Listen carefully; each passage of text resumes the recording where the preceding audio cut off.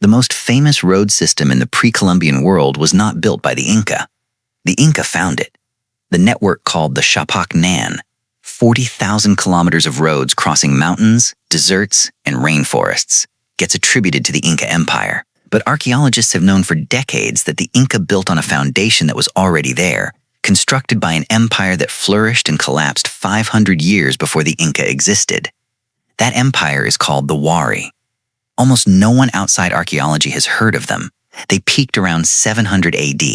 They built cities. They built an administrative state. They built roads. And then, around 1000 AD, they vanished, leaving behind infrastructure that the Inca inherited, renamed, and took the credit for. The Andes in the 6th century were not empty. Multiple complex societies competed for altitude, water, and trade routes. The Wari emerged from the region near what is now Ayacucho in central Peru, high in the mountains, close to the resources of multiple ecological zones. Their capital, also called Wari, grew to somewhere between 30 and 70,000 inhabitants at its peak, making it one of the largest cities in the world at the time. Larger than most European cities of the early medieval period, larger than anything that existed in North America. The Wari were not the first complex civilization in the Andes. They inherited from the Chavan before them and from Tiwanaku to the south, a separate empire with whom they shared ideas, trade routes, and possibly conflict.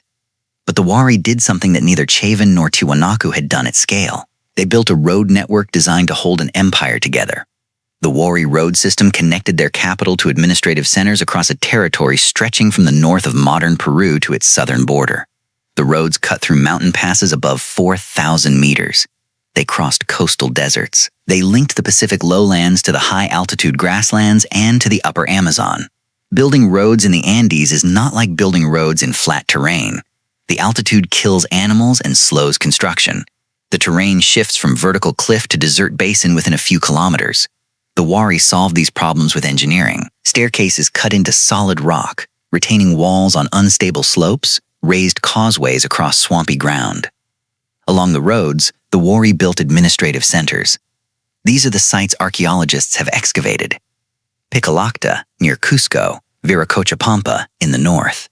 Each was a planned city, with orthogonal streets, standardized room sizes, large storage facilities. They were not organic settlements that grew up over time.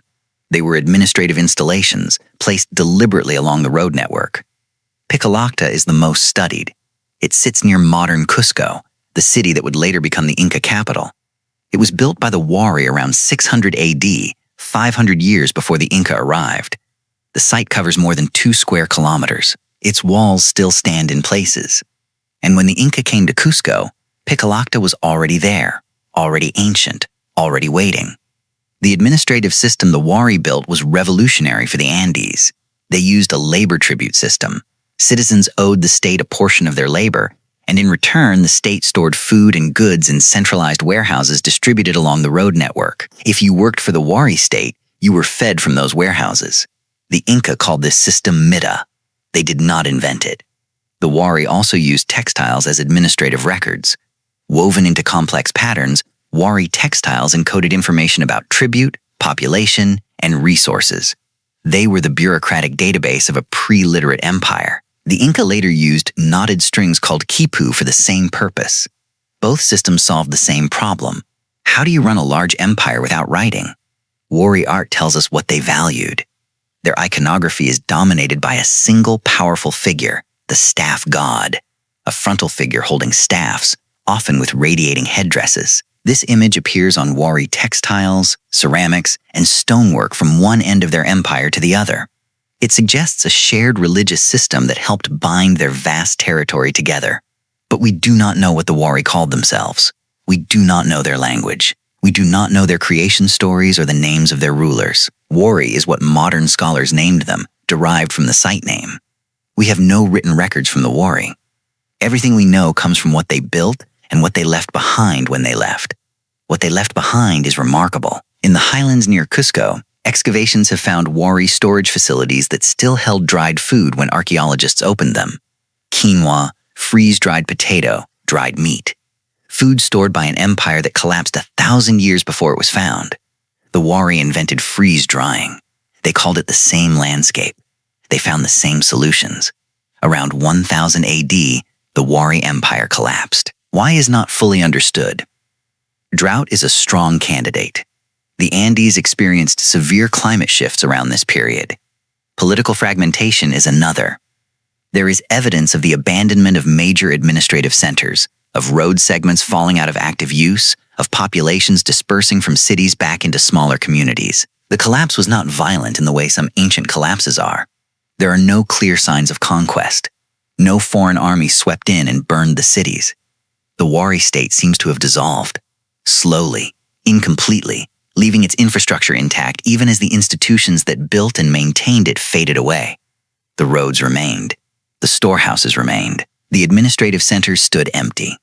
For roughly 400 years after the Wari collapse, the Andes returned to regional polities, smaller states, competing chiefdoms. The Great Road Network was probably still being used locally. The mountain passes still had the staircases the Wari had cut. The causeways still crossed the high-altitude plains. The infrastructure outlasted the civilization. The Inca emerged in the Cusco Valley around 1200 AD. Their early history is largely mythological, a small group claiming descent from the sun, gradually extending their control over neighboring valleys. By 1400, they were the dominant power in a substantial part of the Andes. By 1500, they ruled the largest empire in the pre-Columbian Americas, from Colombia to northern Chile and Argentina. When the Inca expanded outward from Cusco, they did not build from scratch. They followed roads that were already there. They incorporated existing administrative sites. They adopted the labor tribute system and the warehouse network they found in place. The Inca state was built, in substantial part, by refurbishing and extending Wari infrastructure. The Qhapaq Nan, the famous Inca road system, follows Wari routes for significant portions of its length. Archaeologists have mapped this. When you lay Wari road segments over Inca road segments, they frequently coincide. The Inca expanded the network, improved it, and extended it further than the Wari ever had.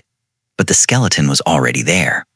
The Inca made no secret of this inheritance, at least not in their own oral traditions. Their histories, as recorded by Spanish chroniclers, describe earlier civilizations whose infrastructure the Inca found and used. The Inca did not claim to have created the road network from nothing. That myth came later, from outsiders who did not look carefully at the dates. So why have most people never heard of the Wari? Partly because they had no writing and left no chronicles.